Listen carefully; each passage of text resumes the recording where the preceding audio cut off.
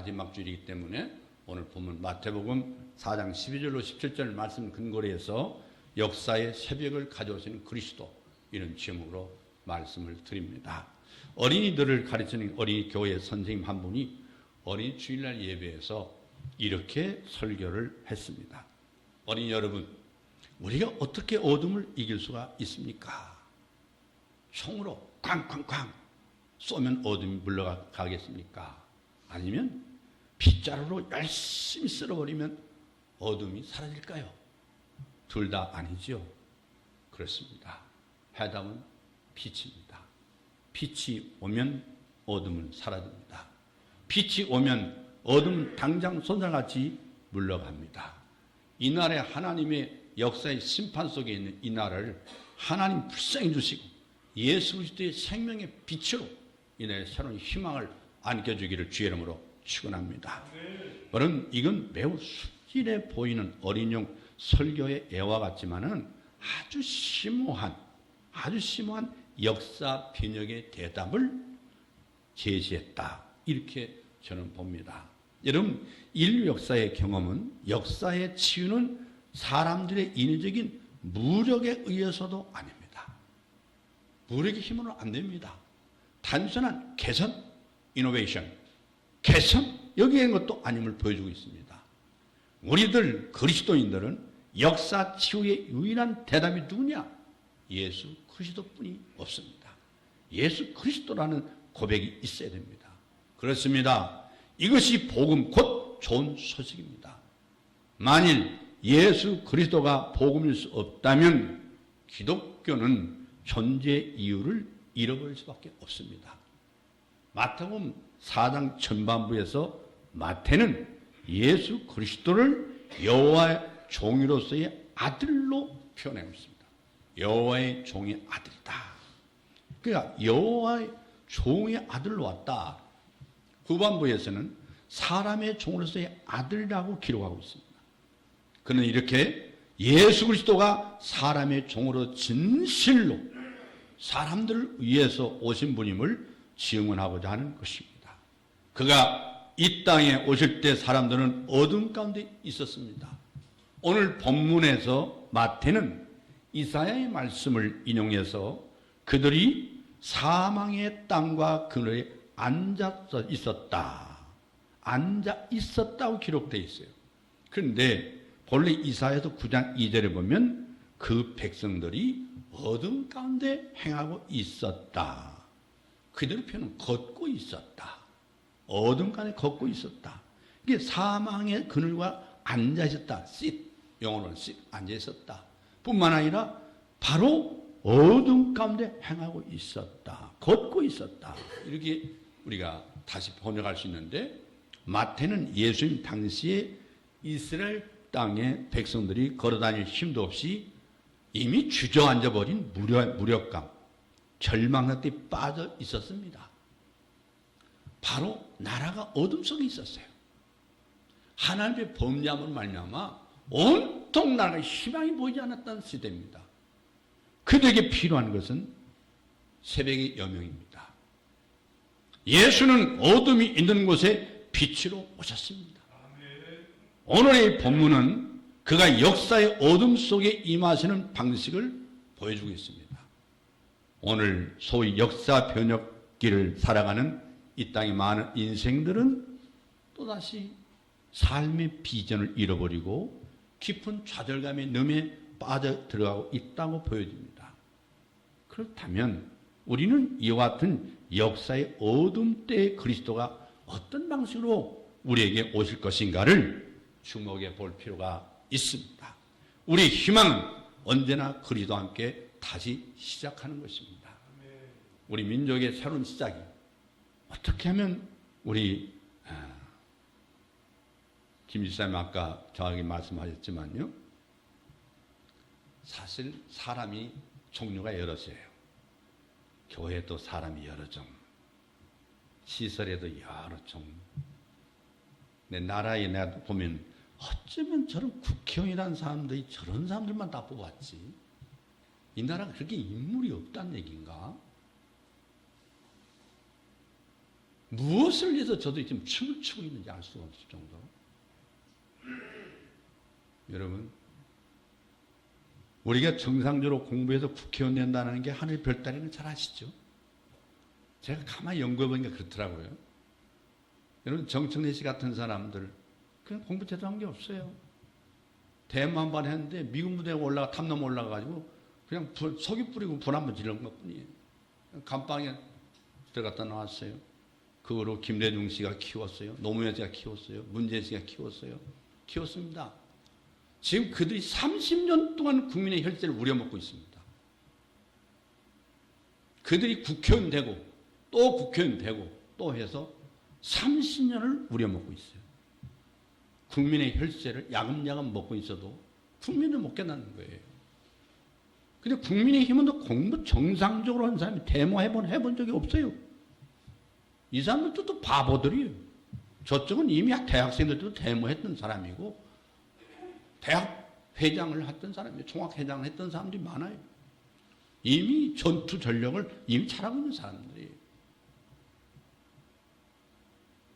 이 나라가 정상인 나라라고 생각합니까? 저는 그래서 어떤 글을 이렇게 썼어요. 이 나라의 정치인들 보면 그 꼬락서니가 유식이 도처서고 무식이 출장간 국회다. 나라가 그러니까 역사가 거꾸로 돌아가고 있는 거 아닌가 싶습니다.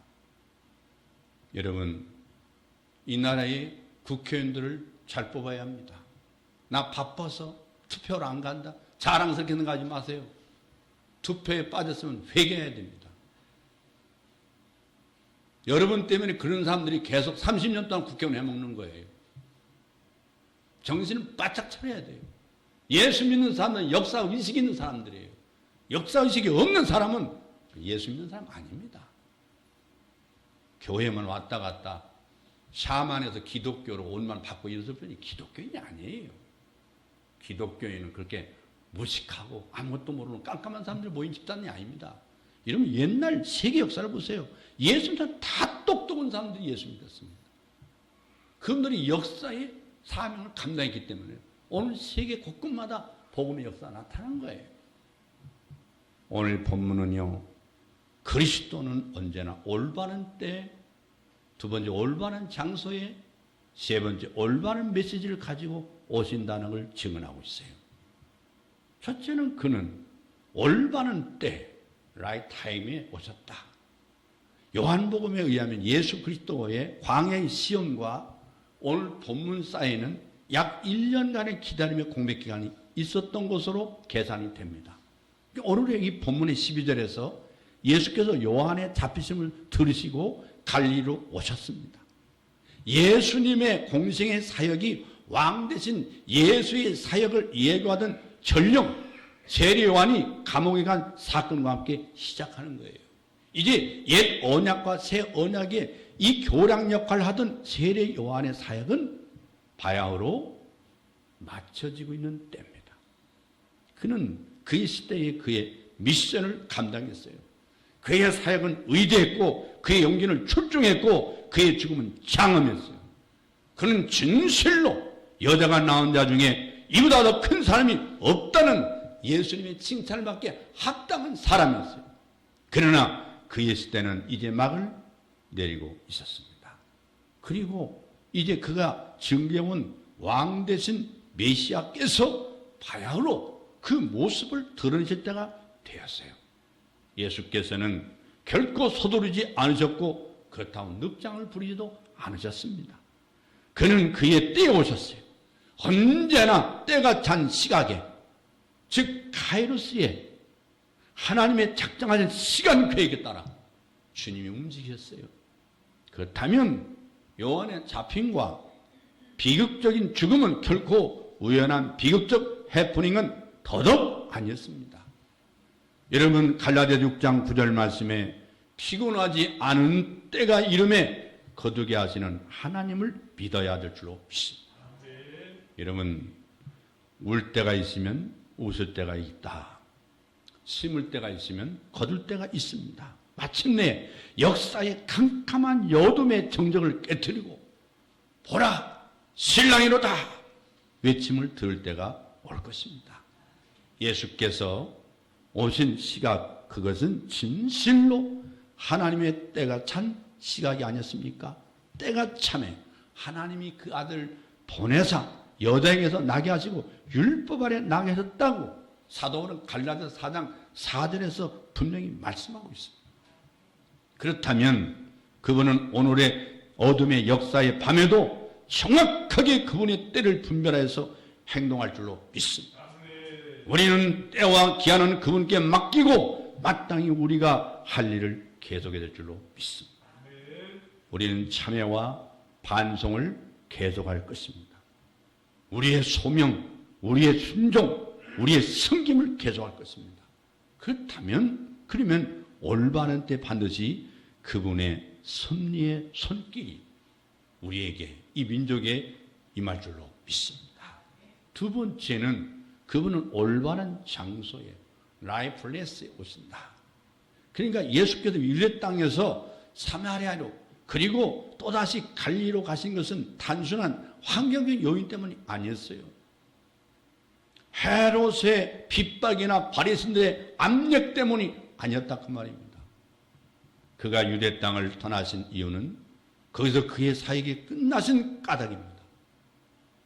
그가 사마리아를 통과하신 이유는 거기에도 그가 찾아서 분해할 이 반쪽의 유대인 반쪽의 이방이었던 수가성의 우물가의 여인 같은 사람들이 기다리고 있었기 때문에 그렇습니다. 그가 이제 갈리에 오셨어요. 그것이 그의 새로운 사역자 곧 하나님의 계획 안에 있었던 우선순위의 땅이었기 때문에 그렇습니다. 여러분, 갈리는 이방의 땅으로 불려져 왔어요. 왜냐하면 이 다마스커스에서 애굽으로 가는 무역로의 통로를 이루던 도시입니다. 항상 이방의 문화가 넘치고 넘치고 있는 것이 어디냐면 갈리입니다. 갈리. 북이스라엘이 아수르의 침략을 받았을 때 그 디글랏 이 필레셋은 많은 이스라엘 백성들을 포로로 아수르로 끌려갔어요. 아수르. 여러분 아수르 아시죠? 이란 땅 아시지 않습니까? 끌려갔어요. 대신 아수르 사람들과 비유대인들을 이 갈리에서 살게 했어요. 그래서 갈리에서는 국제결혼이 낯설지 않았어요. 국제결혼이. 그리고 유대의 전통에 대한 집착이 점점 없어져 갑니다. 예수님께서 갈리 중에서 서북쪽 갈리 어촌 가브나움을 선교의 중심지로 삼았습니다.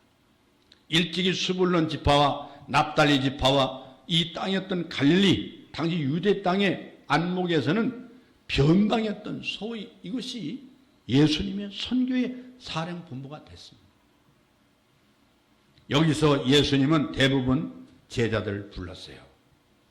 이곳이야말로 예수님께서 열국들을 부르시고 세계를 복음화하시기에 합당한 새로운 장소로 보았음에 틀림이 없습니다. 사람의 편견이 곧 하나님의 기회가 됐다는 것이죠. 그렇습니다. 사람의 편견이 하나님의 기회가 된 역사가 많습니다. 지금 이 땅은 세계의 새로운 무역전쟁의 땅, 개방된 이방 문화의 땅이 될 징후들을 보이고 있습니다. 우리는 이걸 단순히 국수적인 태도만 볼 필요가 없어요. 여러분, 이란이 이스라엘 백성, 이 땅을 이슬람화하는 데 목적을 두고 있어요. 점점 교회가 젊은이들이 없어지지 않습니까? 점점 모든 사람들이 사실상 아니 주사파가 그 무언데 주사파를 만들었던 그 장인도 북한에서 살겠다고 남한으로 탈북해서 이 땅에서 숨을 거둔 지가 지금 오래됐는데 정신 아직도 못 차리고 앉았단 말이에요. 자기가 황장유신만큼 더 뛰어난 머리를 가지고 있습니까? 김일성의 스승노로 됐던 황장유신만 똑똑하냐 그 말이에요. 어리석은 잠에서 깨어났으면 좋겠습니다. 하나님께서 이 땅을 새로운 기회 땅으로 만들어 주시옵소서. 십자가가 하나님의 지혜였음을 누가 알았겠습니까? 우리는 언젠가 현재의 부정부패 우상 같은 권력으로 백성들을 유린하고 자유주의, 민주주의를 갉아먹는 입법 독재, 사법 독재도 이 땅에 주신 하나님이 기회였다고 말할 수가 있을 날이 올 것입니다. 그리스도가 어찌 갈리에서 나오겠느냐? 요한복음 7장 41절에도 말씀하고 있어요. 7장 52절 보면 너도 갈리에서 왔느냐? 상고하여 보라. 갈리에서는 선지자가 나지 못했느니라. 이런 편견을 깨뜨리는 빛의 역사가 갈리에서 시작됐다는 사실이에요. 그렇다면 오늘 세계의 걱정과 지탄을 받는 땅 한국에서도 메시아의 새로운 역사가 가능할 수 있다는 것을 믿을 수 있어야 합니다.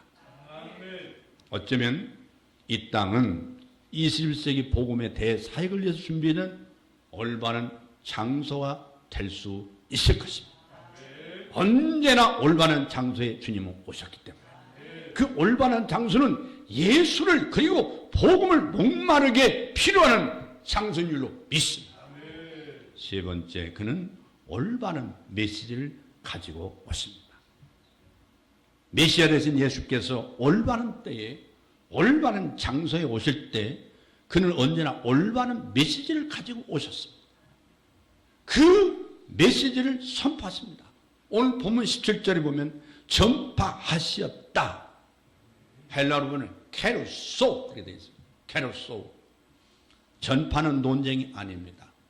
전파는 설득이나 대안이 아니고 토의도 아닙니다. 그건 선포, 선언입니다. 선언. 복음 전파는 결코 인간의 제시나 철학적 대안이 아닙니다. 그건 살 길에 대한 선언인 거예요. 성경은 인간이 받아야 할 살 길인 줄로 믿습니다. 하나님의 선언입니다. 이와 같은 예수님의 첫 번째 복음의 전파는 두 가지 내용으로 구성되어 있었습니다. 회개와 그리고 천국입니다. 회개는 천국을 수용하고 천국을 경험하기 위한 전제로서 성경을 하나님은 강조하고 있습니다. 회개는 메타노이아, 메타노. 그 메타노이에는 관점의 변화가 아닙니다. 회개는 그것은 언제나 방향의 전환을 뜻하는 겁니다. 방향을 바꿔야 됩니다. 죄로부터 이런 돌이킴과 하나님에게로 삶의 전에 촉구가 바로 회개인 줄로 믿습니다. 사도행전의 복음 선포에는 이 회개가 언제나 전제되어 있습니다. 너희가 회개하여 각각 예수 그리스도의 이름으로 죄사함을 받으라.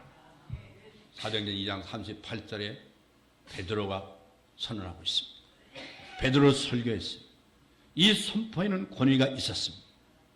그 설교와 권위 앞에 3천 명이 회개하고 복음을 믿었습니다. 오늘 우리 세대의 복음이 복음되지 못하는 것은 어쩌면 회개에 대한 불충분한 강조 때문인지도 모릅니다. 오늘 이 시대의 희망은 경제 회복만이 아닙니다. 정치 구조의 혁신과 갱신만도 아닙니다. 하나님과의 관계 회복입니다. 하나님과의 관계 회복. 회개 없이 이 회복은 이루어질 수가 없습니다. 우리는 천국을 외쳐야 됩니다. 천국은 하나님의 선물인 줄로 믿습니다. 천국은 땅의 소산이 아닙니다. 그건 인간의 유토피아나 꿈이 만들어내는 테크노피아 세상이 아닙니다. 지금 어쩌면 테크노피아 세상이 됐습니다. 이건 천국 아닙니다.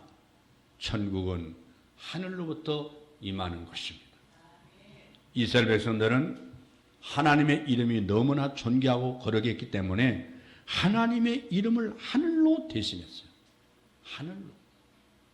천국은 하나님 나라입니다. 그리고 천국은 하나님의 선물입니다. 더 나아가 천국은 하나님이 다스리는 하나님의 통치입니다. 하나님의 다스림이 있는 곳에 천국이 임하는 줄로 믿습니다. 사도 바울은 로마서 14장 17절 말씀에 이런 천국의 본질적인 속성이 곧 뭐냐면 의와 평안과 희락이라고 말하고 있습니다. 무엇보다 천국은 하나님의 임재입니다. 하나님이 계신 곳에 천국이 있습니다. 예수는 곧 천국의 현존입니다. 그가 바로 임마누엘이기 때문인 줄로 믿습니다. 그래서 일찍이 초대교회 오리겐 교부는 천국은 곧 예수 자신의 나라라고 호칭했습니다. 하나님 나라, 바로 아우토 바실레아, 죄를 대신 지시고 십자가에서 저주의 죽음을 죽으시고 부활하신 예수, 그가 곧 복음이십니다. 오직 그로 말미암아 우리가 죄사함과 새 생명을 경험하기 때문일로 믿습니다. 오늘의 교회는 이 복음이 회복해야 합니다. 변질된 복음은 새로운 역사를 창조할 수가 없습니다. 도리어 소리나는 구리와 울리는 꽹과리에 불과할 것입니다.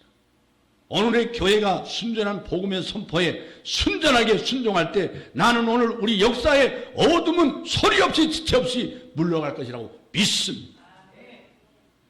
위대한 설교가였던 영국의 마틴 로이드 존스 목사님이 역사의 암흑기는 곧 설교의 암흑기였다고 하는 말을 저는 제가 박사학위 논문 쓰면서도 썼지만은 온몸으로 느끼고 있습니다.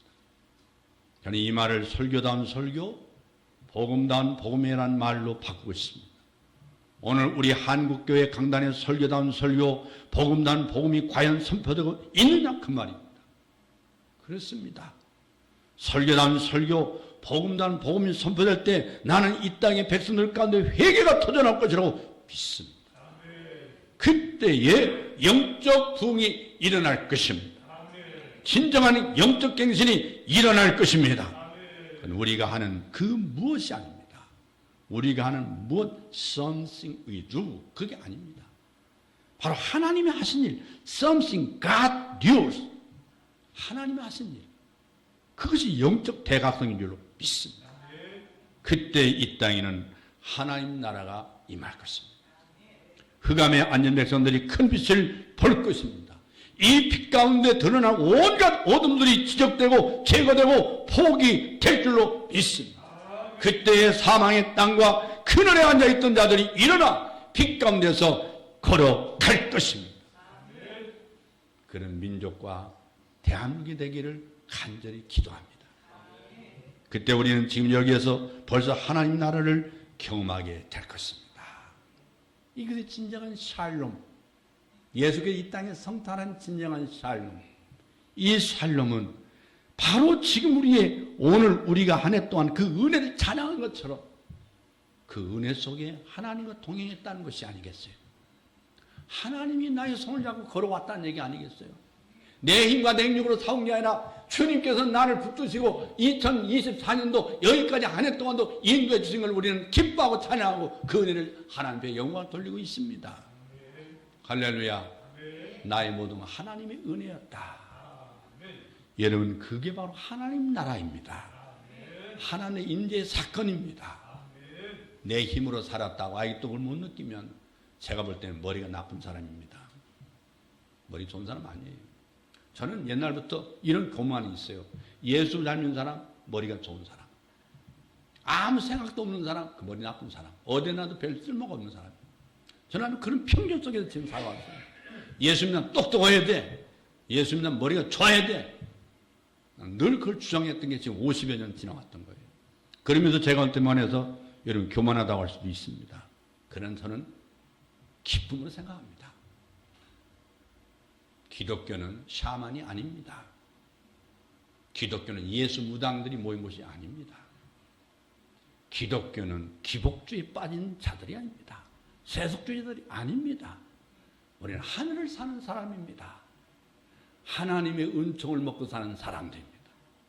그게 바로 하나님 나라의 임재 역사를 경험한 사람들의 모임이 교회입니다. 할렐루야. 여러분 우리가 나라가 임하옵시며라는 기도가 부분적으로나마 응답되는 순간이에요. 그때가 여러분 그리워지지 않습니까? 그때가 사모되지 않습니까? 그래서 지금은 기도할 때예요. 회개할 때예요. 참된 복음을 선포할 때, 그리고 새벽을 기다릴 때인 줄 믿습니다. 우리가 기도하고 회개할 때 그 환희의 새벽은 어느 한순간 갑자기 우리에게 주권적으로 임할 줄로 믿습니다. 그리고 모든 것은 아주 매우 달라질 수 있을 것입니다. 이것이 2000년 전 갈릴 땅에 예수께서 임하신 방식이거든요. 그리고 그분은 지금도 우리들의 갈릴리에 그렇게 찾아오셨습니다. 지금도 우리 가운데 임재하고 계십니다. 저 아프리카 중서부 한 마을에서 성경 번역을 하는 선교사가 죽었을 때 마을 사람들이 그의 무덤에 자그마한 비문 하나를 세웠다고 합니다. 당신이 올 때 우리는 어둠 가운데 있었습니다. 그러나 지금은 우리는 빛 가운데 있습니다. 선교사가 오기 전에는 우리는 어둠 가운데 있었는데 우리는 복음을 알지 못해서 그분은 거기서 죽었지만 그분이 오심으로 그 땅이 어둠이 사라지고 빛 가운데 살게 되었다. 이것이 우리가 우리의 삶을 던져서 예수 그리스도를 증거해야 될 이유입니다. 내가 왜 예수를 전도하고 전도해야 되냐? 그 이유가 있는 거예요. 그것이 바로 역사의 여명이었습니다. 그가 오시면 역사의 새벽이 열릴 것입니다. 이 민족의 한강의 기적이 아니라 예수 그리스도의 기적으로 세계 경제 10대 개국, 국방력 세계 사회가 된 것은 예수의 기적입니다. 복음의 능력이었습니다. 새벽마다 산마다 정말 이 추위 속에서 웅크리고 앉아서 눈물로 기도한 그 기도의 열매가 오늘 이 땅에 이렇게 만들었는데 기독교의 간 원수일 수 있는 이 막스, 레닌 다 신학생이었어요. 이 사람들이 쓴 자본론 1, 2, 3권에 1권은 칼막스 쓰고 2권, 3권은 칼막스 쓴 게 아닙니다. 막스의 제자 엥겔스가 쓴 책이에요.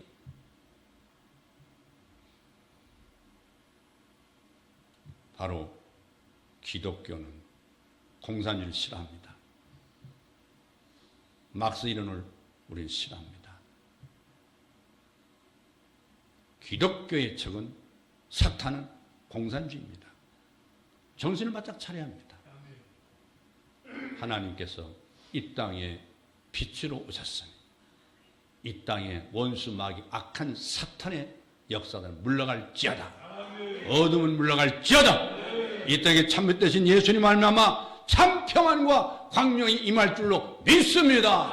오늘 이 아름다운 송년주 예배를 통해서 새로운 2025년도를 맞이하는 축복이 여러분과 가정과 사업장에 있기를 예수 이름으로 축복합니다. 축복합니다. 기도하겠습니다.